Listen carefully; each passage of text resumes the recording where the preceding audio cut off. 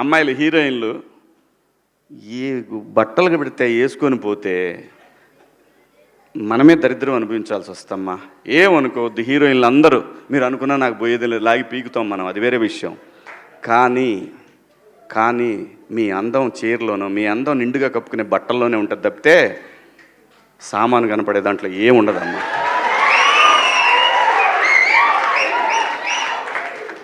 అవి వేసుకున్నంత మాత్రాన చాలామంది చూసినప్పుడు నవ్వుతూ అంటారు, కానీ దేద్రముండ ఎలాంటి బట్టలు ఎందుకు వేసుకుని కాస్త మంచి వేసుకోవచ్చుగా, బాగుంటావు కదా అనాలనిపిస్తుంది లోపల. అనలేము. అంటే మళ్ళీ స్త్రీ స్వాతంత్రం లేదా స్వేచ్ఛ లేదు.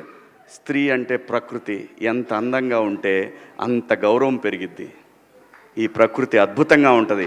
అలాగే స్త్రీ మా అమ్మ చక్కగా ఎప్పటికీ గుండెల్లో కనపడతా ఉంటుంది, ఒక సావిత్రమ్మ కానీ ఒక సౌందర్య కానీ.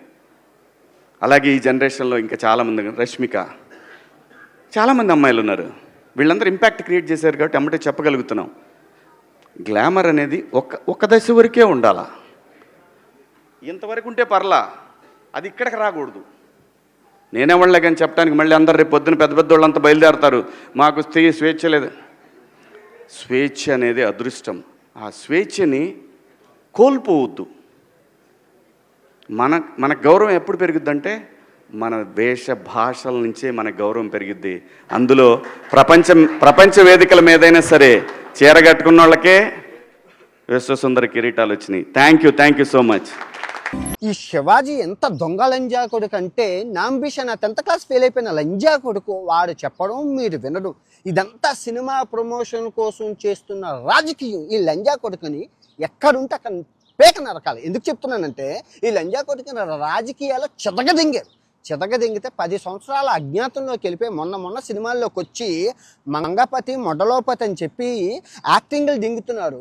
ఇంకా ఆడవాళ్ళు మీరు ఊడుకుంటే గనక ప్రతి సినిమా రిలీజ్ ఫంక్షన్లో ఈ లంజా కొడుకులు వచ్చి ఆడపిల్ల ఎలా ఉండాలి అలా ఉండాలి అలా ఈ లంజా కొడుకు ఎవడండి ఆడపిల్లల గురించి చెప్పడానికి?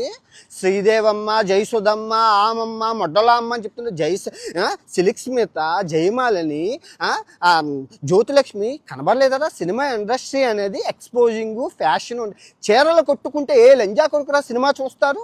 నువ్వెవరు రా చెప్పడానికి? నాకు తెలియదు. ఆడదాని స్వేచ్ఛ నీకు అంతగా సామాన్లు కనబడుతున్నాయంటే గుళ్ళని చెదగదింగు. ప్రతి గుడి మీద అమ్మాయిలు నీకు అర్ధనగ్నంగా ఫోటోలు అవి ఉంటాయి. లంజా కొడుకు ఈ లంజా కొడుకుని మీరు సంపదింగితే కానీ తెలుగు ఇండస్ట్రీ బాగుపడదు. ఎందుకంటే నా అంబిషన్ లంజా కొడుకు చదువుకున్న వాడు కాదు. నా అంబిషన్ 10th క్లాస్ అంగూటా సాఫ్ లంజా కొడుకుల్ని బతకనివ్వకూడదు. తెగ నరకాలి, సంపదెంగాలి. కళామ్మ తల్లి పాలు తాగుతూ కళామ్మ తల్లి కోసం ఈ లంజా కొడుకు సినిమా ఆతుపుకు సినిమా తీసి దానికోసం ప్రమోషన్లు చేసుకోవడం కోసం ఆడపిల్లని పశువుగా వాడుతావా? ఏ జన్మలో ఏ లోకంలో ఉన్నా పాపం తగులుతుంది.